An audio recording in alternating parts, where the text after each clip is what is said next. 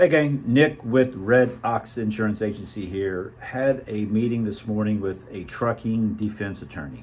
It was really good, learned a lot. Wanted to share a couple things that I learned and want to get it out there right away so that you can start implementing a couple of these things. The first one is hiring drivers or having someone lease onto you. Make sure you have a complete driver qualification file. So I'm going to include a link below in the details section of this video with a direct link to the FMCSA website. They have a whole protocol for you to follow when it comes to driver qualification.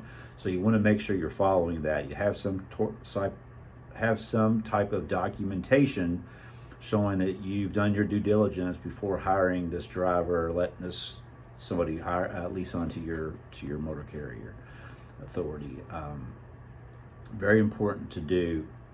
And then when I was on that link myself, I'm looking at it right now, there's other related forms that you might find helpful, like driver application and things like that. So you got to dot your I's and cross your T's when it comes to your trucking company and hiring drivers, because a plaintiff attorney might get you on the stand and ask you questions about your hiring process, and if you're not squared away, it could not work well, and it's not going to go in your favor.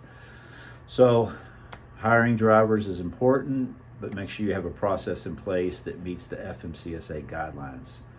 The second thing that we spoke about was dash cams. Dash cams for truckers is very, very important. It's not required, but she told me story after story about instances where she was defending a truck driver that had a dash cam, and that dash cam proved that the trucker was not at fault. So she was able to, get a not guilty verdict, and dash cams are easy to get. Now here's one thing she did say, one example of a dash cam where it was a cheap one. She had a case where it was a cheap dash cam, and in the accident, the dash cam got damaged. They spent a lot of money with companies that thought that they would be able to retrieve that video, but weren't able to do it. So when it comes to dash cams, make sure you don't buy a $50 dash cam on Amazon, because if it's not quality and it gets damaged, it's not going to help you.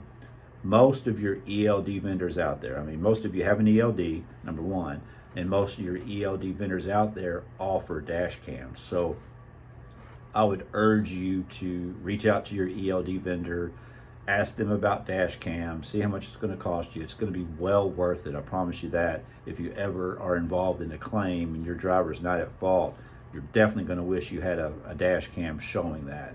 Now, most drivers don't want a driver-facing dash cam. It's kind of intrusive, and you don't need that. It'd be great to have that if you want to have that, but what I'm talking about here is a forward-facing dash cam, say that 10 times, that is going to be able to show if somebody pulls out in front of the trucker or anything like that. So that's a really good thing for you to have. So two things, just in summary: driver qualification file and a forward-facing dash cam. Two things that's going to help you in your trucking business stay safe and stay in compliance. If there's anything I can do for you, please comment below. Visit my website, redoxinsurance.com. I'm not an attorney, don't want to be an attorney, and don't take this as legal advice.